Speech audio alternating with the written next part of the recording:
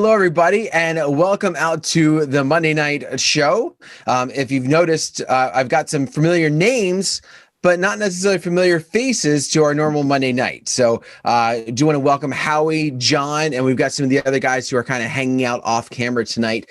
But we wanted to come to you, and we wanted to join in the chill room because we did a topic like this a little while ago with John and myself, and we felt it was important to come back and really broach the subject with our children guys, because they are in the thick of this. They are going through this day in and day out. And what I'm talking about is preparing for the upcoming wedding season. Whether you are in an area that is starting to feel some relief, that is starting to open up. I've got some friends in New York that they're finally like, yay, I can do a wedding.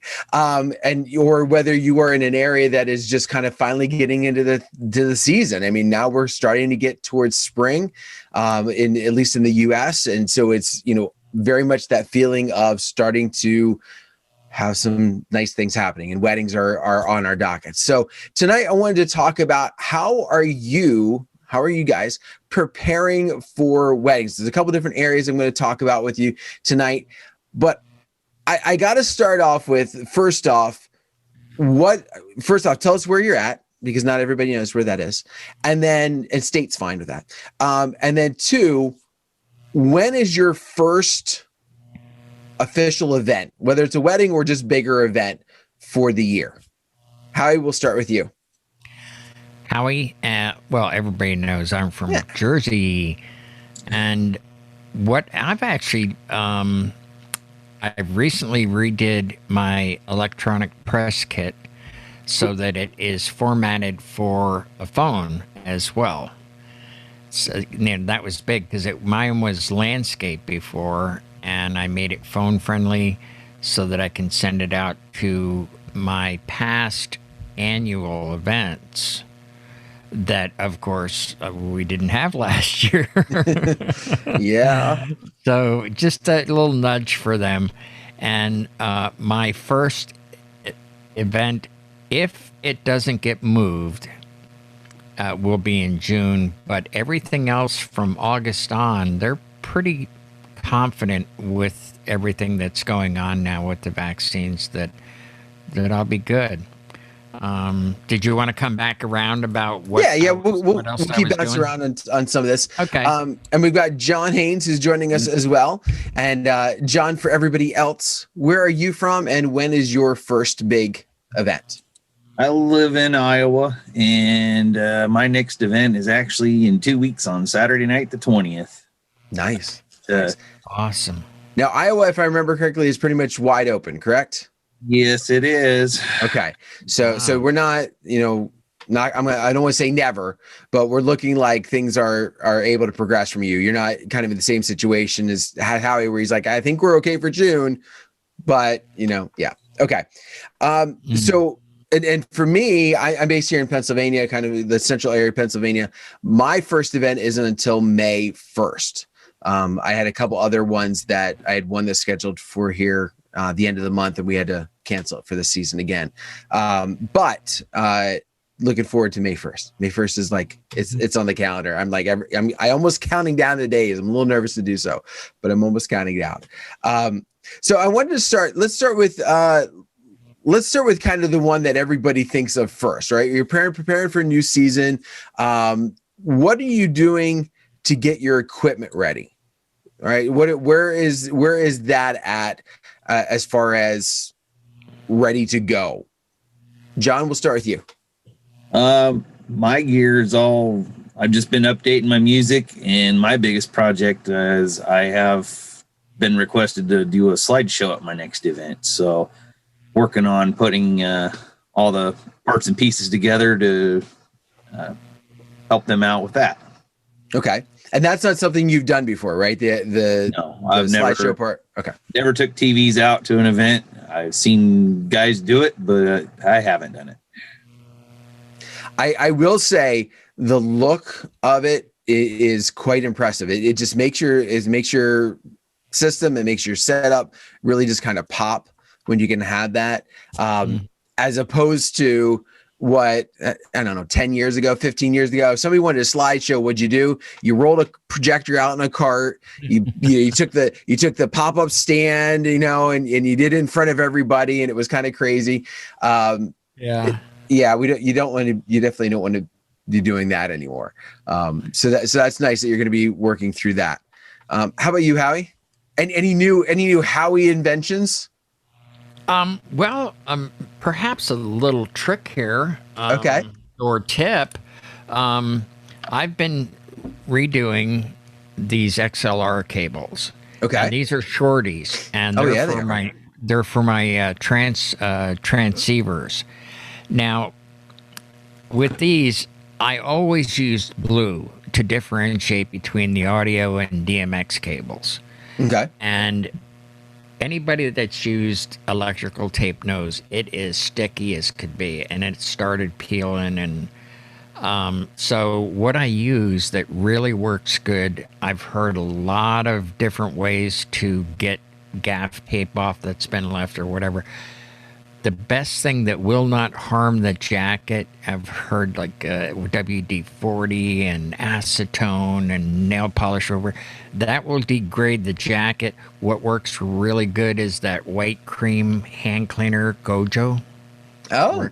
It works fantastic. It leaves them very clear. But I'm like, I am not putting tape back on here again. So I went to one of those craft stores, and I got a paint marker that it'll mark on metal or glass. It's mostly for like making your own stained glass windows. I got a whole pack of them for like $5, because the ones that we used to use in the shop, the fabricating shop, they're for welding, and they're like $15 a piece. And I got like, I don't know, 12 of these for $5. So I'm cheap. But you see the white ring on this? Okay, yeah. I just took the tip off, and I just went around like that, and boom, made a white ring on, and that's how I can differentiate the cables now. And so I've cleaned up all of my cables, and I'm ready for my annual shakedown. And I typically do that in May, and I'll set my entire system up in the backyard. The neighbors are welcome. It's a BYO. We light the fire ring, and BYO food and BYO whatever they want to drink. And they know that it's not going to be, there'll be interruptions, and I'll be testing the lighting and the sound. And then when I break it down, it all goes into the cases, and it is ready to roll for the season. Everything in its place. But that's an annual thing I do. Nice. I like that. I like that idea. Two ideas, both, because you gave me one excellent one with that marker. I'll be honest. I love Ben. Don't get me wrong, but all of his XLRs and DMXs all have his company logo on it. So I buy all my DMX cables from Ben, and I buy my audio ones from the guy down the street in the local shop, so that I don't confuse the two. Had I had the bright idea about the paint, I would have been buying the better cables all along. Yeah. So that's for the good. future. Yeah. Yeah, definitely. So my big project this year, some of you have seen the pictures that I've talked about, whether it's been in Monday Night Show or whether it's been, if you're friends with me on Facebook, the booth. The booth is as done as I think it's ever going to be, short of when I actually take it out and experience an event or two, and then go, okay, I need to tweak this or I need to tweak that. But I am pretty excited about it. It's been a labor of love, and yet I'm also extremely anxious and nervous for the first time I take it to an event. Like, I know it works. I set it up in the house. The audio box works. I took that to I did like a post Christmas family, or there's like a family Christmas party that I DJ'd for somebody, but it got postponed. So I was able to use my new box. So I know that works. So I know I'm going to get sound out of everything, but I'm just worried about, like, I roll up to the venue and I made it so it fits between all handicapped accessible doors. But I just have a bad feeling like I'm going to get into this place, and some places are going to be like, no, we don't have one of those doors. I have a backup plan, but I want to use this booth. Like I've wanted it for so long. So that's my big thing. All my other gear has been checked one form or another, like whether it was the party that I did, or it's just been like I've been streaming in my basement. So like I know my controller works, I know my computer works. One other project that I've been working on now for 8 months, something like that, has been cleaning up my computer hard drive. I've talked about a couple different times. I'm a part of the Crate Hacker group, and they talk about a couple of things that I haven't gotten into. But the idea of just paring down what I have from this, multi 40,000 songs, down to something that really is more manageable to search through, as well as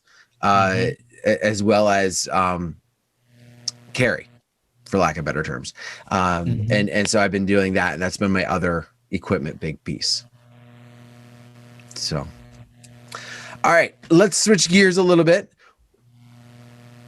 What are you doing? And so the next direction I want to go is marketing. And one of the reasons why I really want to focus on this idea of marketing, and how you were kind of already touched on yours a little bit, and I want to hear more about it. But, in the past, we've always been able to rely on all these weddings that or events that people have seen us at.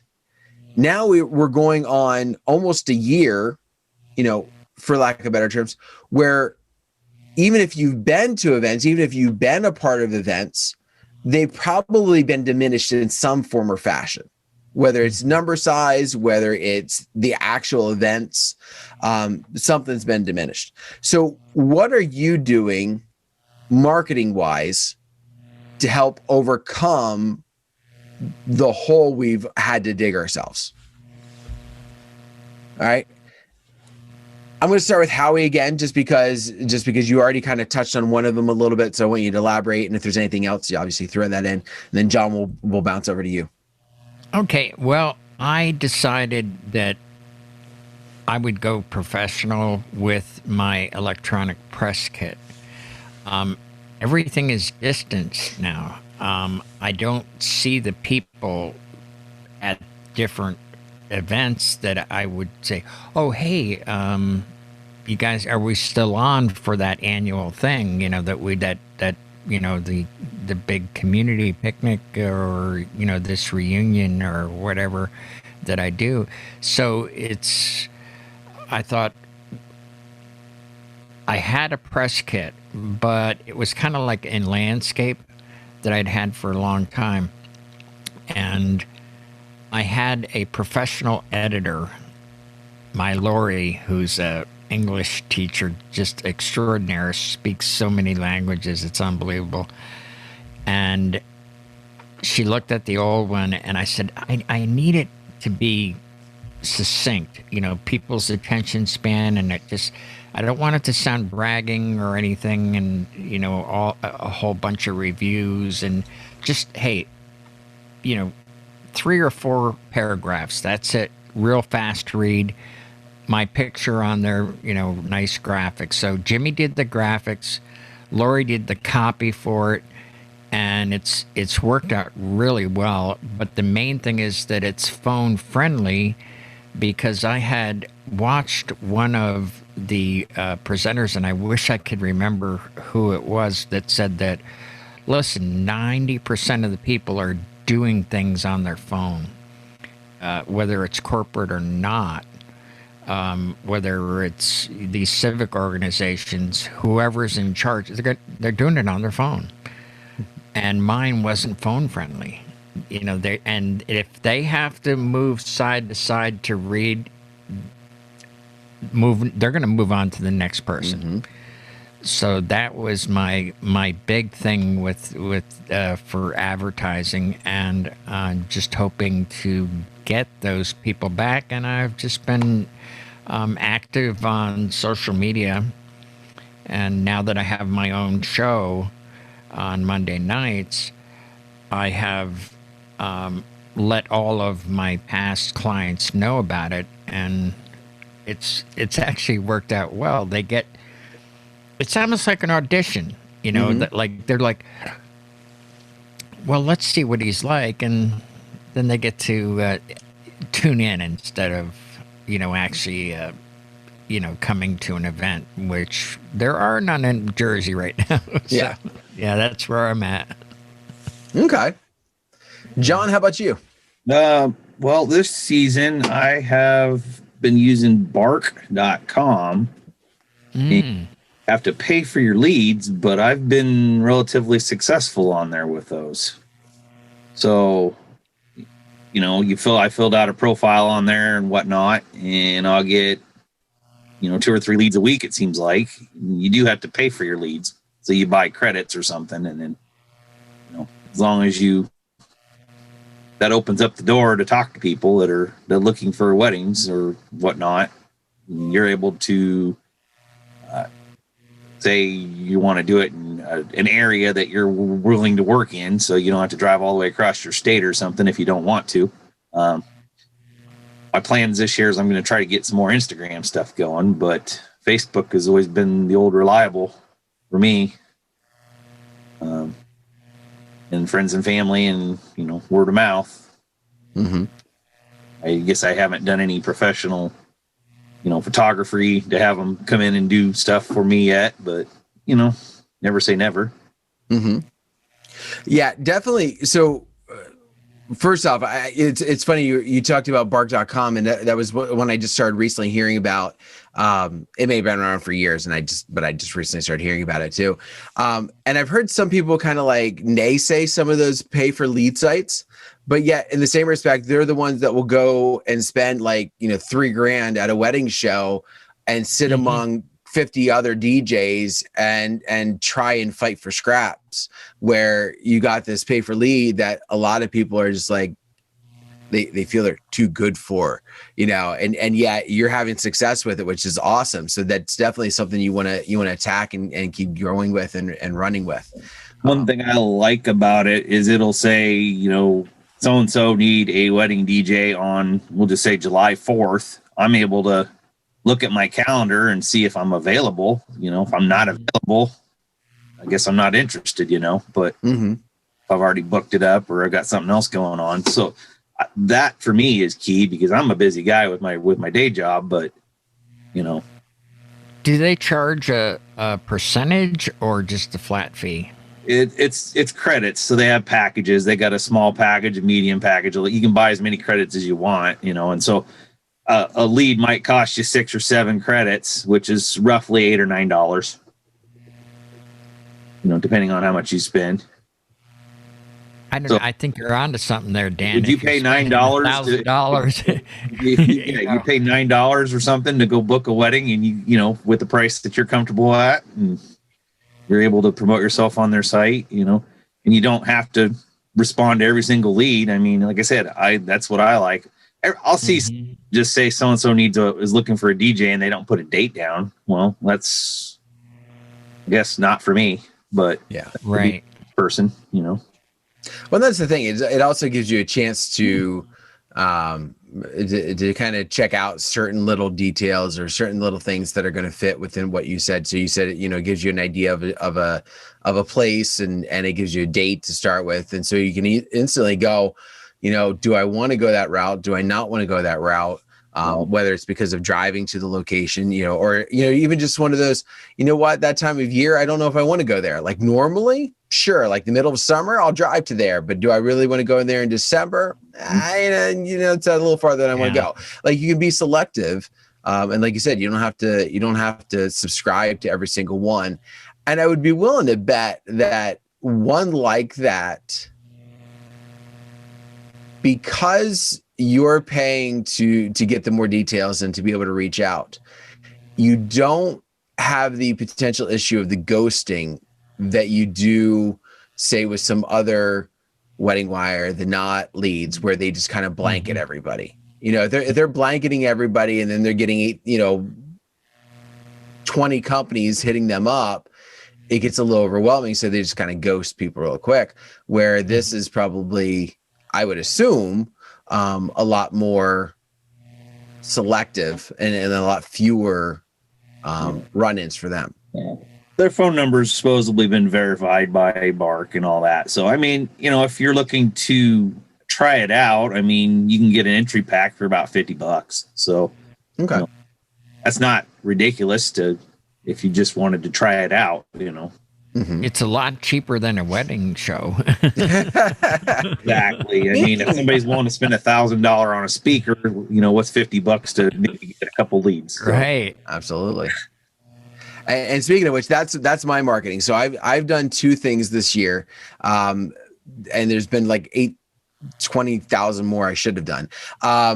But kind of John, with what you said with Instagram, my Instagram, I'm really good at it when I'm during the season. Like when the season's going on, I'm posting pictures from stuff, I'm reaching out. Like I have a lot of success during the season. When things aren't going on, my business pages almost become vacant, and it's horrible, and I'm awful at that, and I know I need to do better. But two of the marketing things that I did this year, one is I actually do. There is a wedding show that's coming up. Believe it or not, we're having wedding shows now. What that's going to look like? It's a space that's humongous, and the number of vendors is very small. So I'm hoping that's going to work to my advantage. So that's one thing, and then the other thing is I really reconnected with a lot of my venues. So I have some venues that even in the midst of this, they were still getting calls, they were still getting plans. And I was in a situation where some of them that I work with, if I'm not the top guy on their list, I'm questioning. Not because I want to toot my own horn here, but the number of emails that I get that say they referred me from this, there's three venues in particular where I'm going, I've got to be like, if I'm not the top, I've got to be right there however they list them, because I'm getting repeatedly almost like every weekend for these couple of venues. So I really tried to make sure that I connected with them in such a way. I took full advantage when Alan Berg brought out his new book, or his new versions of the book called, the Shut Up and Sell More.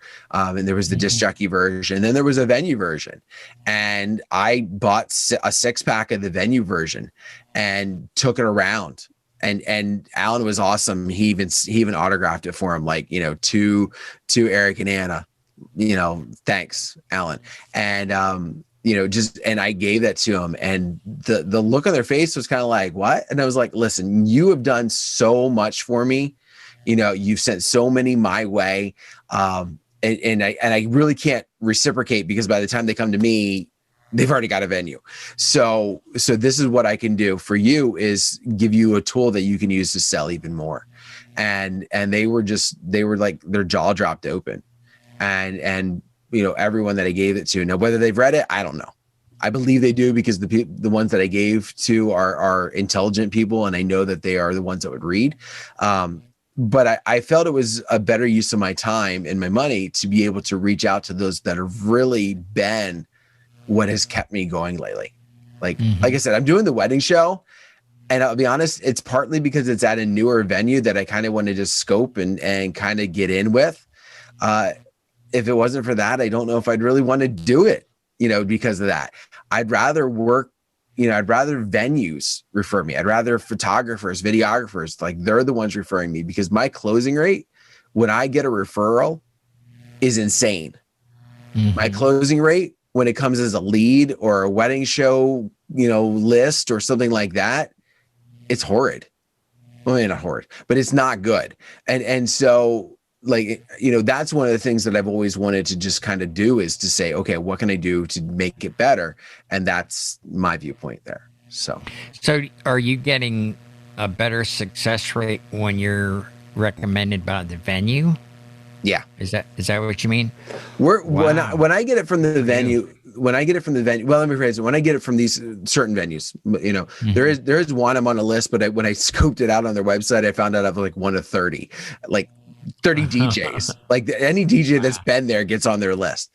So I was like, oh, that doesn't help. But from these particular ones, I would say my closing rate probably is in the 90%, like 90 to 95%. I mean, it what doesn't is I'm not available.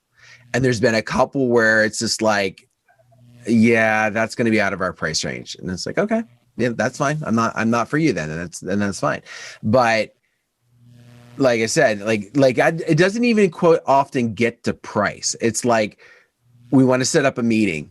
And a lot of times if you get people making those phone calls or those emails and you try and throw out the meeting idea, they're kind of like, hold up, let's pump the brakes. Let's talk a bunch through email and give me all the information you can, and then we'll talk. Mm-hmm. And when it comes from the venue, it's like, listen, this is my ballpark on my pricing.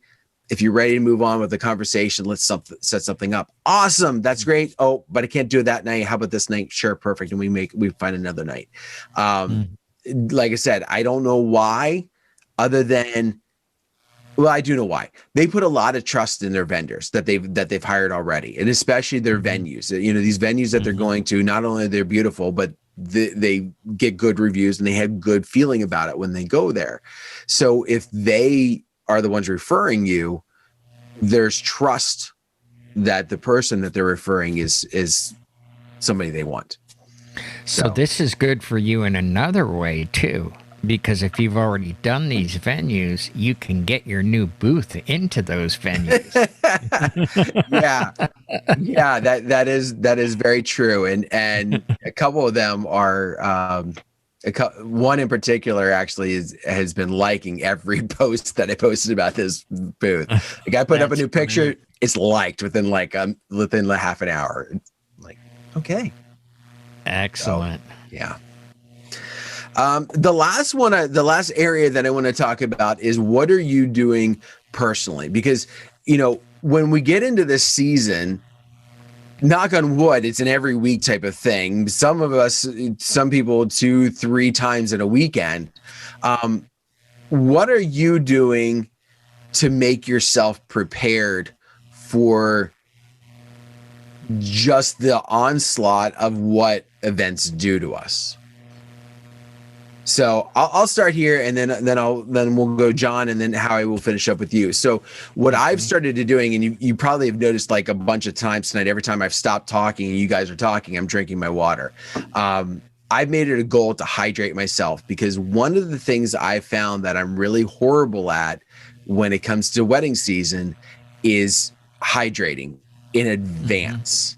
Like I'll drink a bunch of water that night, and then the next day I'll still have what I call a post-gig hangover. I'm not drinking alcohol at my event, but the next day I felt like I just pounded a 12-pack while I was DJing, just because like my head hurts, my back hurts. Like I'm just getting old. I get it. But so what I've started to do is I've really started to hydrate, you know, in advance, and trying to make sure that my body's in check of where it needs to be, so that come the event, while I'm still drinking, I'm sweating it all out, but I'm not fighting my body for that. Another thing that I'm starting to do, and I'm doing it just a little bit, since my first event is until May, I don't want to do it too much, but on either Friday or Saturday, I'm staying up later than everybody else in my family. And just kind of like watching TV or I'm messing around with my system, or I'm streaming, or I'm doing something, but I'm just not going to bed at 9-10 o'clock at night. I'm staying up till 11, 12, usually not much later than that, but just so that my body starts already getting that vibe of, okay, going all day, I still got to keep going at night. So. Right. Because your events will end at 10, right? Actually, most of mine do, yeah, because most of mine has a curfew area that 10 is like the cutoff. So, yeah, I don't have the luxury of those Jersey, New York weddings that can go till, you know, midnight or 1 o'clock. Sorry, I just had a little take there. Well, John, what about you, sir? I try to get my sleep. You know, my normal day, I'm at work from 8 to 5-ish, and you know, like you, I try to go to bed at a decent hour, but central time for me. So, but when it gets closer to the events, get that Red Bull or something. Okay. I you know, one of the things I would encourage you to do is if Red Bull is what you use to get through, and your body's good with that, that's fine. But I would encourage you kind of long term to maybe look at I hate to say it, but less caffeine, just because of what. I'm not going to get into the science of it, but basically the Red Bull and the caffeine and what it can do to your vocal cords and all that kind of stuff. So anyway, as I drink more water. Good. All right. How about you, Howie? Well, I have had the luxury of practicing every day with the lighting and the actual DJing. I have been, for the past 2 months now, I've been what you call crate hacking, getting rid of the doubles, making, certain crates for certain events and so forth. So I'm really in a good way. I'm still active. My spirits are up. I mean, because I'm just very busy with a lot of things, especially with helping John out with the Disc Jockey News and the Chill Room. We've helped a lot of people in there, so it's been a full active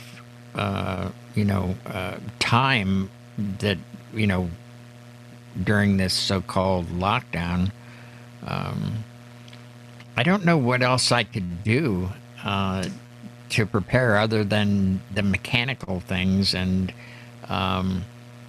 the the ideas for making the events quicker and so forth like that. So but I'm actually good. I could go and gig tomorrow if I needed to. So Awesome. yeah. Well, guys, I want to thank you for taking a few moments out of your schedule and out of your time tonight to join us, since the Monday night show was a little different tonight. But I do want to appreciate you. And we have a bunch of people jumping on because, what's coming up here in 8 minutes is the official hanging with Howie. And so you can see all these guys that absolutely love you, Howie, and they're coming to hang out with you as well. So if you don't know that and you're watching this in replay at 10 o'clock Monday nights, all right, djntv.com/chill. You get to hang out with Howie and all the people that he's hanging out with. And tonight you're talking about mistakes? Yes. Basically, yes, and how we've overcome them. Just a vulnerable side of everybody is quick to post their reviews, but we rarely talk about some of the mistakes we made. We just thought maybe that would benefit some other people as well. That, hey, how did we get through this? Because nobody's perfect, especially our crew.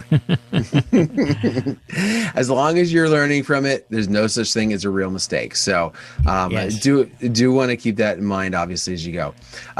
Make sure you're checking out the stuff. John's got all the links for the other shows that are happening this week. You definitely don't want to miss out on any of them. I want to thank you again, guys, for joining us. And for those of you that are tuning in to the replay of this, thank you very much for taking time out of your schedule. And we'll see you next Monday.